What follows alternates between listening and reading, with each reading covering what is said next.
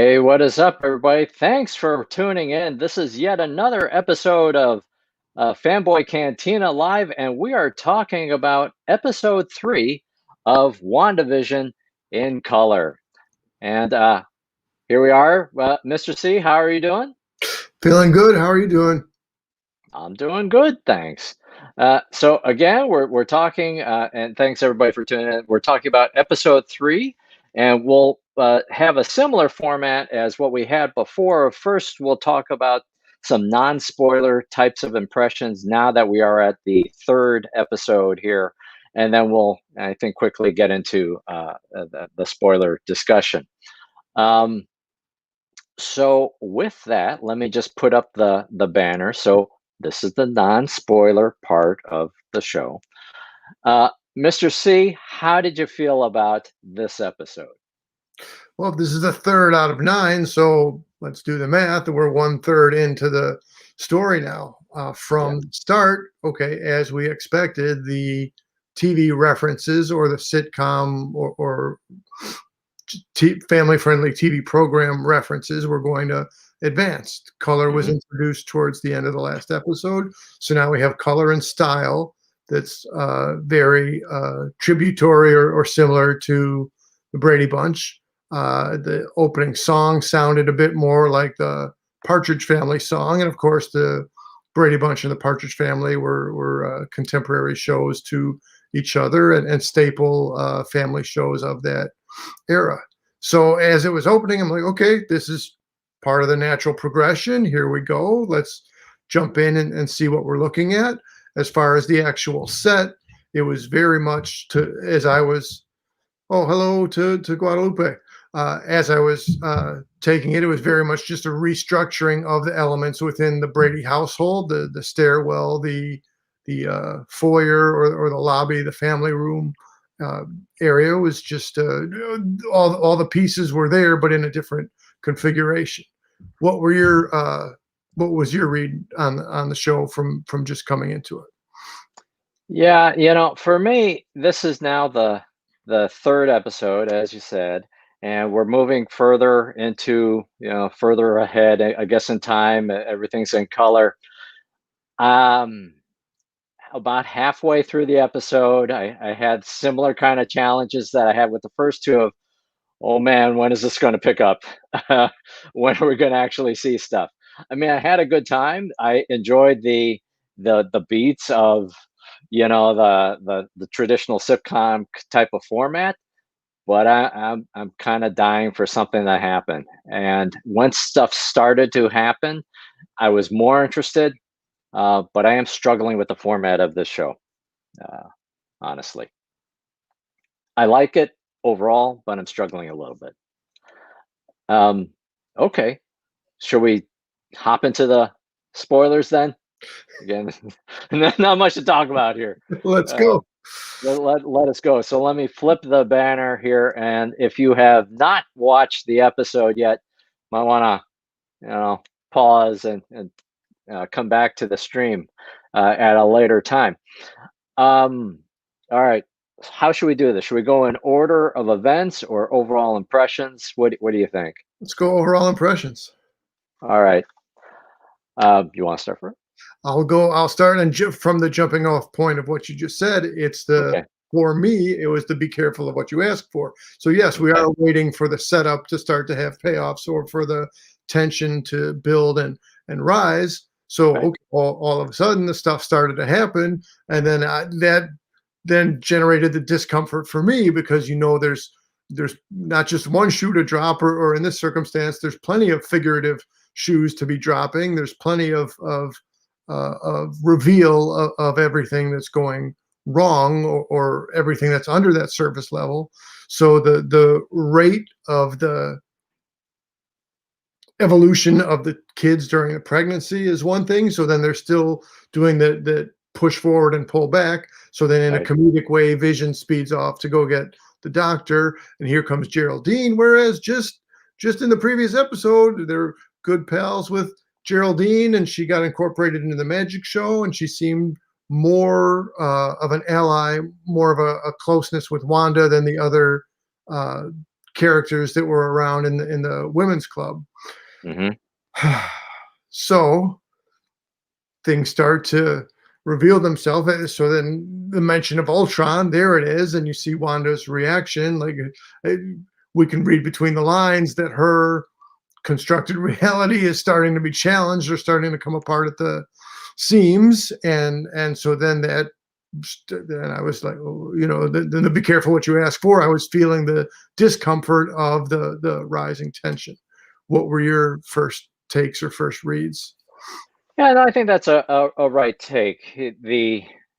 At least in terms of the slow progression from episode one to three, you can now start to see that there's more pieces that are becoming frayed. It was perhaps more intact in episode one, where Mr. Hart, there's that weird experience with Mr. Hart choking, and then it breaks from the format, and that was among the few kind of glimpses that something is not quite right here.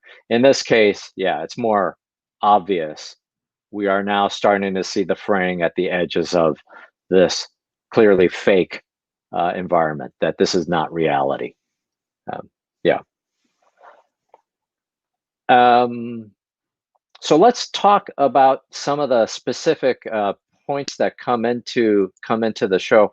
So when we first start off the show, we see this. I'm just and feel free to share your own screen, Mr. C, as we go here. Um, we see the WandaVision logo in color, the same name as the episode. And I loved this, and it reminded me a little bit of Partridge Family and Brady Bunch in the vibe of this episode. You had that kind of exposed stairwell in the back, right?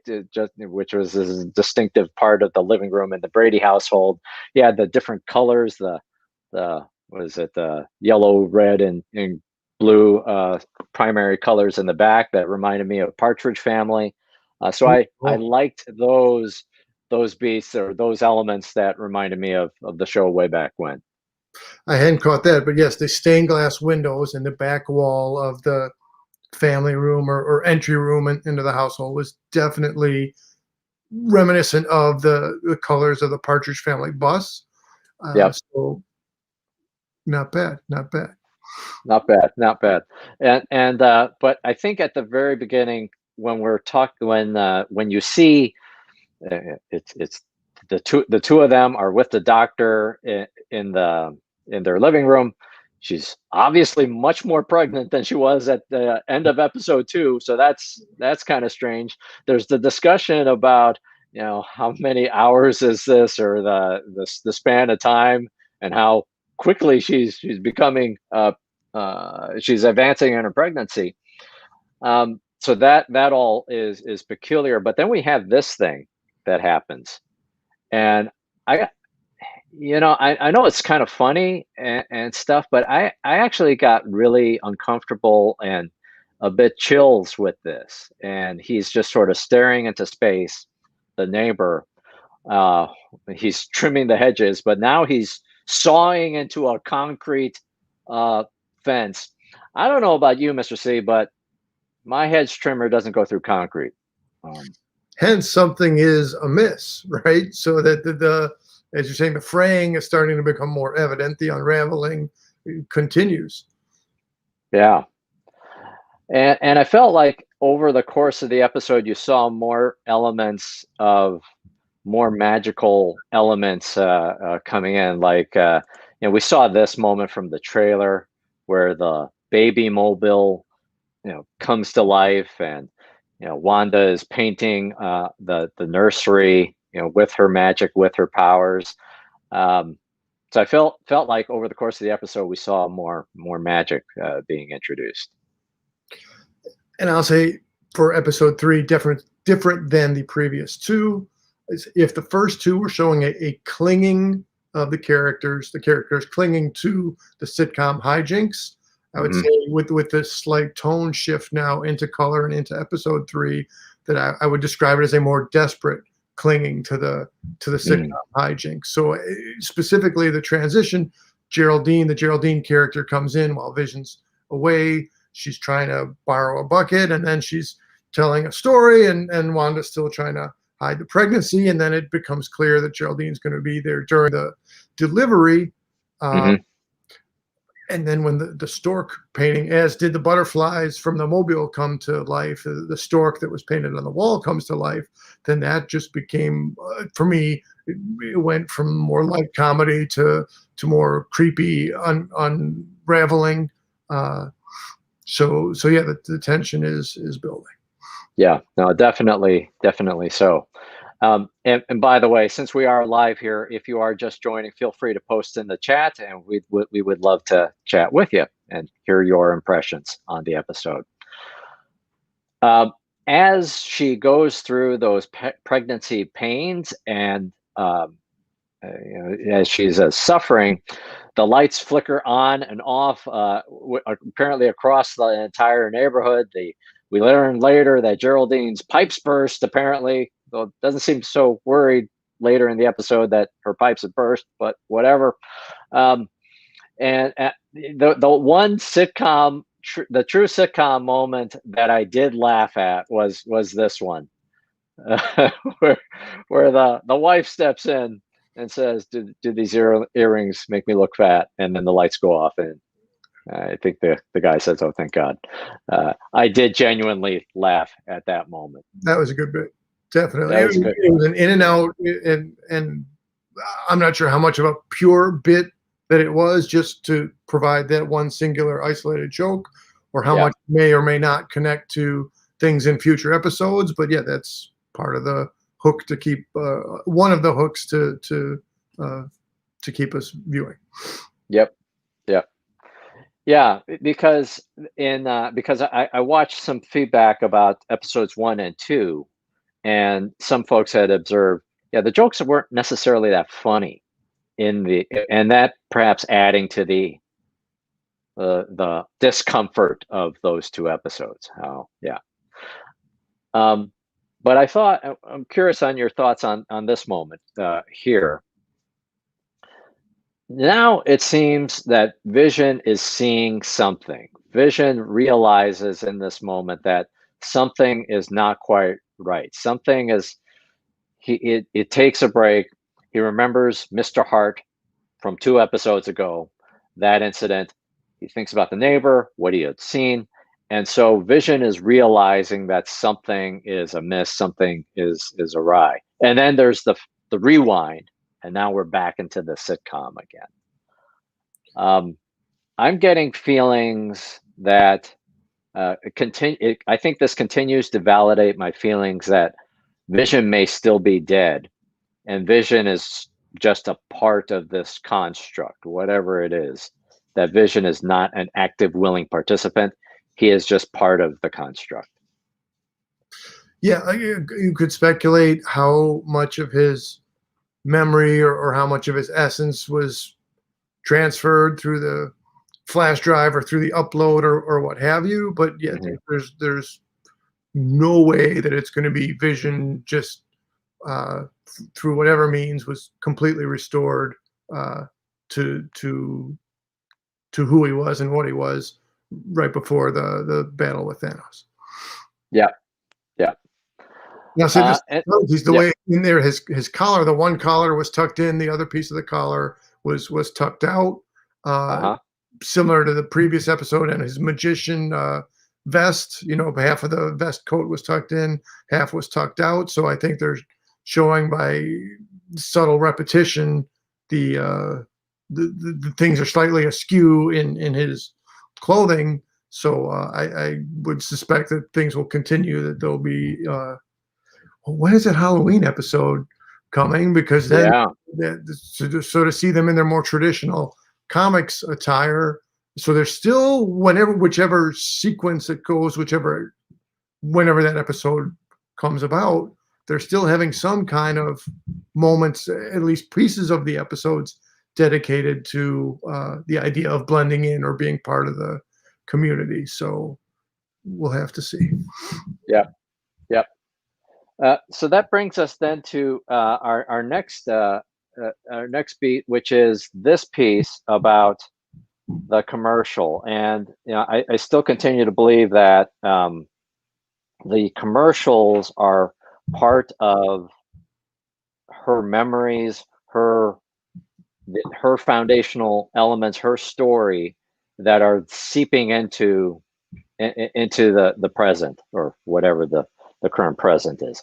Um, any thoughts that you had on this commercial that you want to share? You said it was derivative or tributary towards Calgon, Take Me Away. And again, Yes. the delivery within the commercial was in general under the right umbrella of that kind of how to somebody, any general advertising appealing to discomfort, seeking out more comfort, and then specifically the Calgon, Take Me Away. But then the acting tone, it has to be structured this way intentionally, it robotic, if you Yep. will, or off, similar to the previous ads within the show in the previous episodes. And of course, so here's Hydra. The fact that the name Hydra is being introduced. So it's before, okay, so the name Stark, that's got one set of connotations. The name Strucker has another set of connotations. But now we have the name Hmm. Hydra through the ad, and then we have the name of Ultron as mentioned by Geraldine, and Hmm. uh, and again, all through the different pieces, the clues are coming together. What were your thoughts, or what was your response to the use of Hydra? Yeah, I felt like this is still perhaps still memories from uh, being experimented on with Strucker and the Loki staff, right? Um, I did have that whole Calgon type of memory as well. I also had Agents of Shield kind of memories, right? Where uh, Agent Coulson says, Tahiti, it's a magical place. I felt like I had those types of memories with this. It may have been just design wise, it was the same, but it really did remind me of that Agents of Shield, separate reality, or it's not real at all. Uh, so I had that going on. Um, I did see on Twitter there, and I did not remember this. In Agents of Shield, there is an episode where Phil Coulson talks about how Hydra is brainwashing people through the soap itself. I don't remember that at all. And actually, rewatching the clip where he said it, it made me wonder: was it just a conspiracy theory kind of joke that he was referring to, or was it actually real? Um, Well, in in that episode. season 4, Agents of Shield, just to make a brief bridge, or to connect the Shield related material, Hmm. agent, not agent, in season 4, part of the plot was they were within a construct. So now, WandaVision, there's also some kind of constructed reality. But so again, comparable to the Matrix, and whatever, as Phil Coulson wasn't his real self within that season. So Hmm. Phil Coulson in the Matrix of that season was making soap as part of his hobby. So then that, the soap, That's right. rinsing soap became uh, a regular motif that they a repeated beat. Yep. Yep. So in the episode, the Wanda's water bursts and it starts raining in the house somehow, or whatever is happening, and so Vision is flustered and then starts to dart out to get the doctor before the doctor goes to Bermuda. I thought this was very strange. Because we know from the MCU movies, Vision has these powers where he can levitate, he can phase through walls. He, in this case, runs to the door, opens the door, and then proceeds to run again. Um, why is Vision doing that? That is more like Wanda's brother, her dead brother, Quicksilver. I see what I you did there. I so I wondered if now this is because Quicksilver or her brother comes up later. Is this now more evidence that this is within Wanda's head and inflicting it on, or not, or putting it um, into these characters, into this experience? So she's kind of merging. Again, yes, for Vision in a within the world, as he might have used his powers. Yeah, there were different power sets he had to use that would have gotten the job done more quickly. But Right, Wanda's taking different elements and reworking them together. Then, yeah, in her youth or in her time that she was spending with her brother, then were someone to assist her or come to her aid, super speed would have been the means by which that happened. So right. yeah, I would say, and then short minutes later, there's the mention of him and mention of his death. So that I Hmm. would say that's definitely what's going on. Yeah. So then, when Geraldine comes into the picture, as Vision has darted out of the house, hilarity ensues. Typical sitcom nonsense. Wanda doesn't want to reveal that she's somehow 9 months pregnant within one episode or a handful of hours since the last time Geraldine saw her, ignoring that they were in black and white and now in color. And then there's this whole deal with, because you mentioned it, the things coming to life that were in the nursery and now being shown here. The stork. Yeah, I'm not a ornithologist, so I didn't know what what bird it was at first. Like, I don't know. Oh, yeah, it's a stork. It's a stork. Um, I've seen some chatter about the significance of the color, because it is an interesting color that is used, as opposed to kind of bamf, something already automatically happens. In this case, there's the flood, the the poof of color and of smoke, very magical feeling. Um, I don't know. Thought your anything that you would say on this early madcap hijinks with Geraldine? Well, to the color of the smoke that it was red, I'll say that ties back to the Scarlet Witch. As I said, just as the stork further approached her, then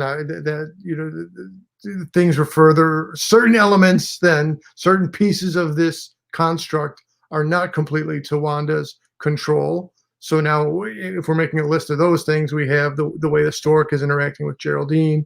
We have the beekeeper showing up and various other things. Hmm. Um, I'll say look at the shift then as we'll go further into what this episode was. At first, she's trying to hide things from Geraldine and be sitcom, polite, and silly to, I don't know, interrogating her, but for sure having a shocked reaction. How do you know about my brother? What did you just say? Geraldine, Yeah. the sitcom politely tries to dismiss and move on, but Wanda's not letting it go. Then, so going from hiding and trying to smooth over to what would happen a short few minutes later, then to toward the end of the episode, eject her Hmm. through that energy dome or bubble or whatever it is exactly. And then to when Vision says, "Where is she?" Oh, she just had Hmm. to go. Uh, so from hiding to ejecting, that's a significant shift in her strategy or in her method of operation. Yeah, it may be hard to be, if you are manipulating, if Wanda is manipulating all of these elements, right? It is godlike powers, right? If that's what we're talking about here. And in that commercial, it says, I'll flip back to it. It says, "Find the goddess within." And so we could get deeply religious in here, but um, there may be elements where she's just not manipulating every piece. They are like non-playing characters in a video game. It's just you can only control and manipulate so many pieces, and so now she's starting. Wanda sees that there's something different about Geraldine potentially here, um, and I'm going to bring us back in order here. So let's talk about the two babies, the twins. First one is born, and then oh my goodness, there's a second on the way, and that child is born. The doctor shows up, so that's okay. And the twins' names are Billy and Tommy. Um, Now, I did not. I did not. I'm not familiar with the Scarlet Witch Vision in the comics history. To the best of my knowledge, that those two names have not come up in the MCU before, so this is the first time we are hearing that. Um, and I did look it up in Wikipedia that Tommy refers to a character later known as, or first known as Speed, and Billy is Wiccan, and these are the two children of Scarlet Witch and Vision, at least as written in the comic books. And they are parts, two characters within the Young Avengers, um, which now, if we look at the other pieces coming together, kind of seem to make sense, right? Of the you got Kate Bishop appearing in Hawkeye. I think we have other characters that have been mentioned or alluded to. Cassie Lang in the new Ant-Man movie, or upcoming Ant-Man movie. So it seems like we've got the elements of the Phase 4 coming together here, unless they're dusted or something. Well, again, there's so many things to consider, so many hooks to stay on to keep you interested. Yeah. I'll say, given that they're at this age progression rate possibility, then yeah, they may well catch up in age to Kate Bishop and Cassie Lang, and it could very well be set up towards having Young Avengers motion pictures. Mm-hmm. I wouldn't be at all surprised. I think that's definitely a property that would convert well from the comics page to the cinema screen, and I'll look forward to seeing how it pans out. Yeah.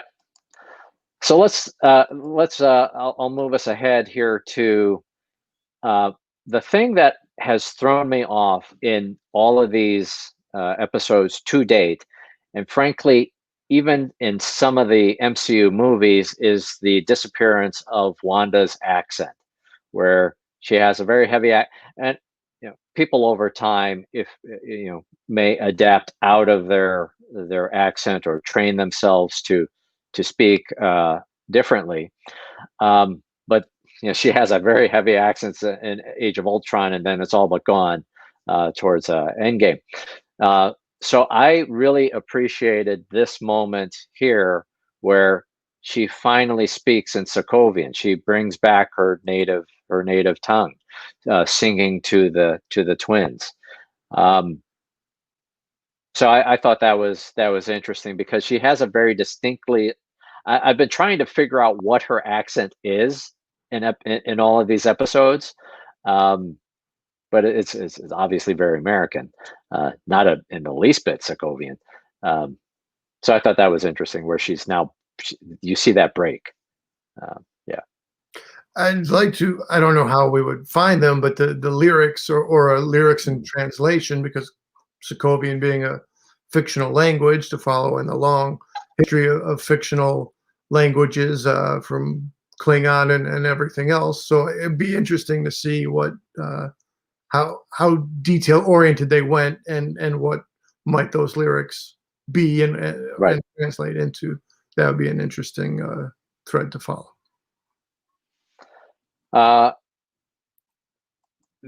This moment where the Agnes and what's the I'm blanking on the name of the neighbor. Let's just call it the guy. Okay. So the two neighbors are, excuse me, chatting, and the neighbor wants to tell Vision, we're in a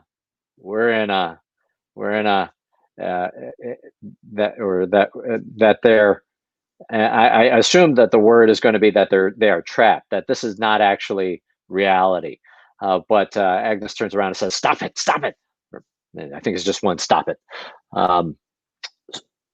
So I think is the further tell of Vision not being an active participant in it.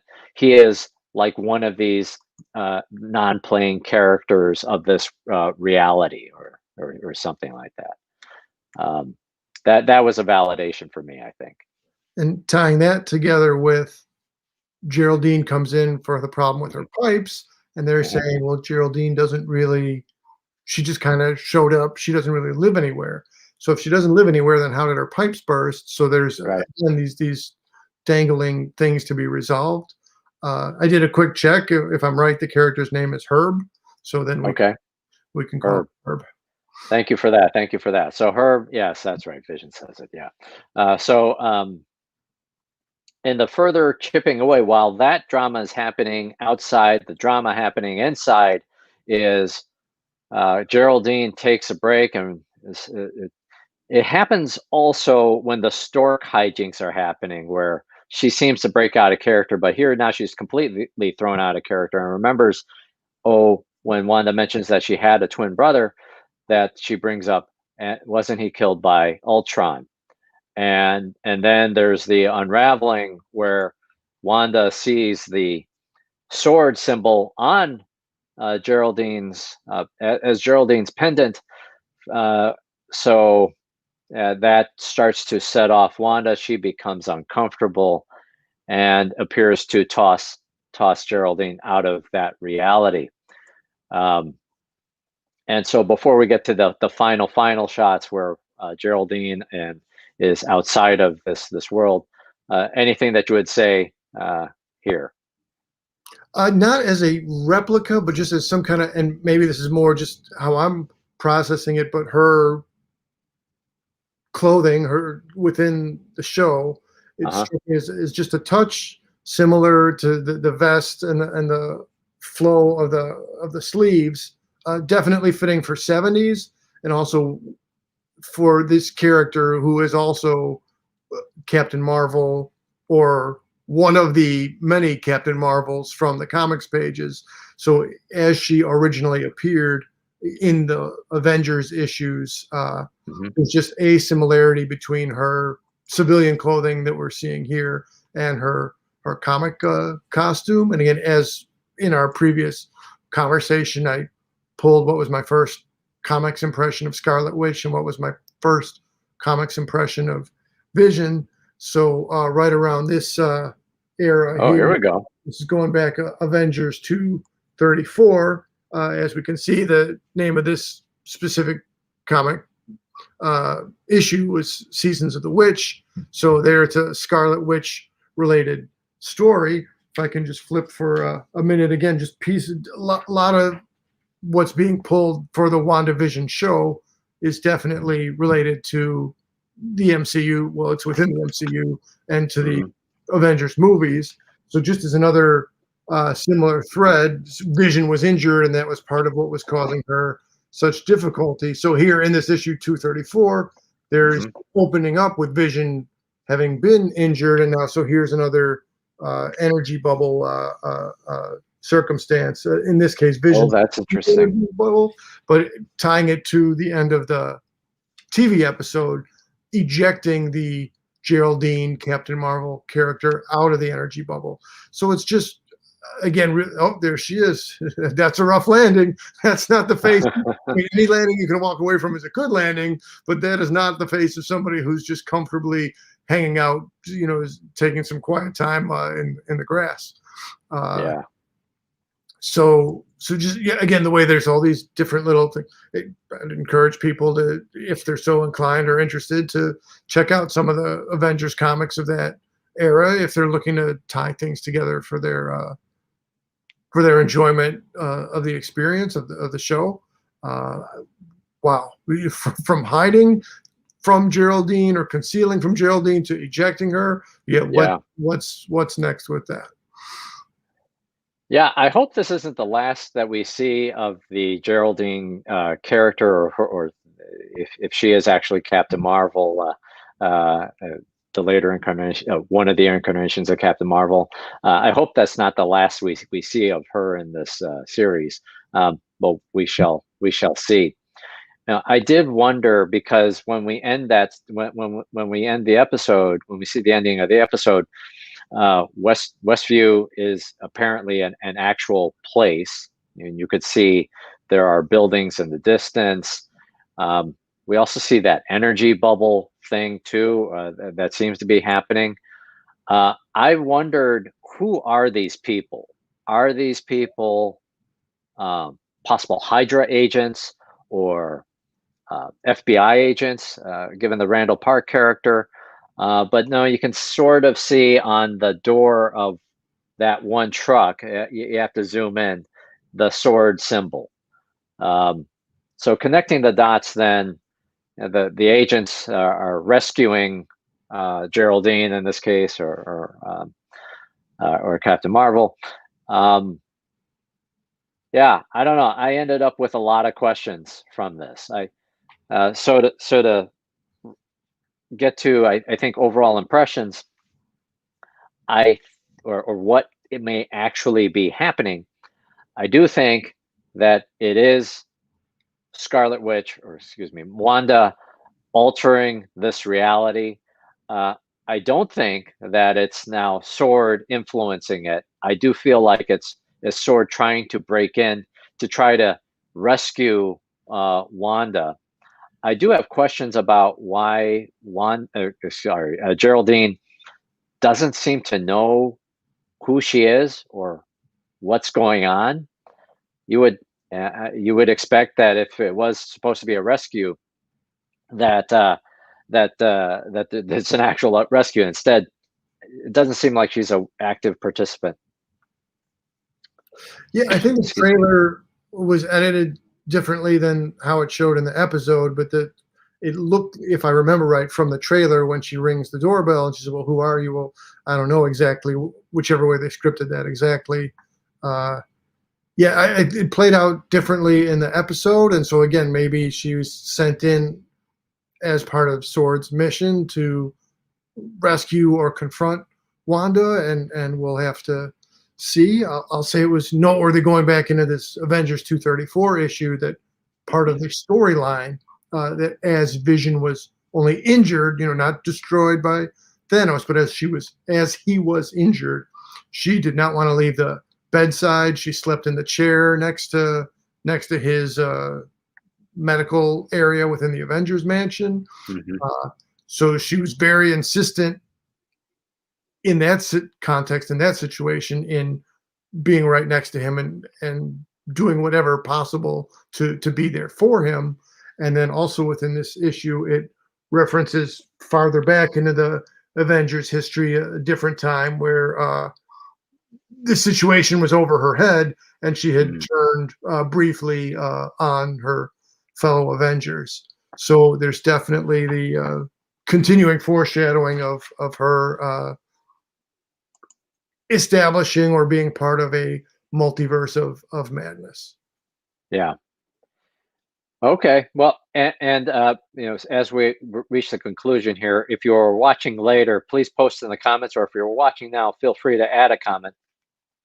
I feel like this is with that um, moment between Agnes and Herb, that Agnes is not the big bad. I said that in our previous episode 1 and 2 discussion. I don't feel like that is happening anymore. Um, I feel like that we have yet to see the big bad. I don't think it's any of these characters lying in wait. I don't have that impression anymore. I'll agree. Um, any updated feelings about what may actually be happening in the episode or in the series? Just trying to again piece it together from the trailers. We know there's some Halloween episode coming up, Right. whether that's this coming week or 2 weeks down the road. We know there's some now. We've seen helicopters and trucks towards the end of this episode, so we know from the trailers there's some circumstance where they're going to choose to protect their community. Um, let's see which way.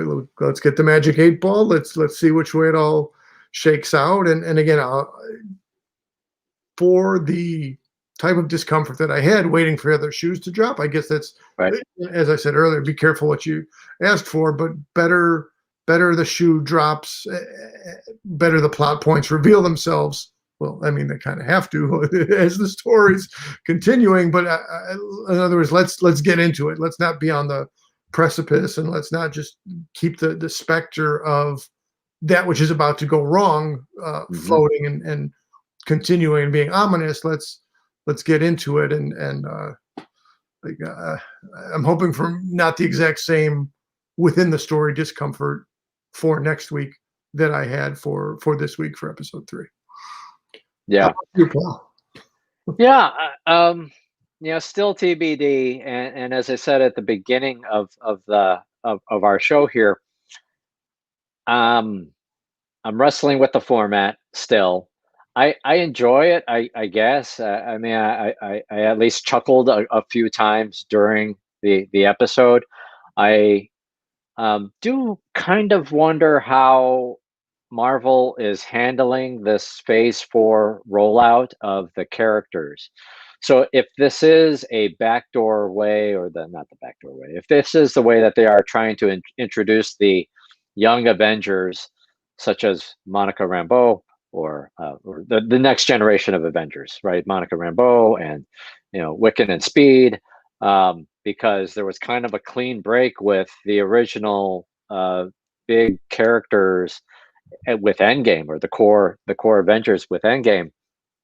It feels a little bit funny. I would like to, I may like to have more history or something with these characters, and maybe we'll still get there, right? I mean, easily we could still be getting there. I don't know. I'm obviously still going to watch. We will come back again and talk about episode 4. But yeah, I'm still struggling with the format, and yeah, that's me. Well, let's see which way, again, for all the other more significant, for all the many significant things that are going to be revealed, since we started out in the 50s, 60s in the earlier episodes, and now this was definitely a 70s influence. Let's see what kind of 80s tributes, references, or established vehicles they use into the 4th episode. Right. Yeah. Be getting on halfway there, right? So if episode 5 will be the midpoint, so we're just knocking on the door of being halfway done. Yeah. Yeah. Oh, one thing, minor criticism. I do feel like it's kind of being beaten into us that this is a fake reality. I mean, it's obvious from what's going on, but the little glimpses where Vision quotes "As you like it," right? All life's a stage, and then "Daydream Believer" is the last thing that we saw in the episode. I guess it's not. Maybe it's not a criticism. It's kind of cute of including these different pieces to signal. Well, and to hit Daydream Believer specifically, so the Monkees definitely had pop influence. They were absolutely pop music, but just with that hint of psychedelia, at least in the version of Daydream Believer that was utilized. So just having the theme of mind altering things going on integrated with some pop culture. It's a fitting selection, but let's again see what comes in the coming episodes. Cool. All right. Well, that wraps us up. Thanks everybody for tuning in. Have appreciated it, and would love to see if you have reactions to the episode. Post it down in the comments, and we'll reply back to you. As always, thanks for watching. Please take a moment to subscribe to the Fanboy Cantina. Thanks for watching. Click the like. Thanks for watching. This has been the Fanboy Cantina. See ya. Support local comic shops. So long, everybody.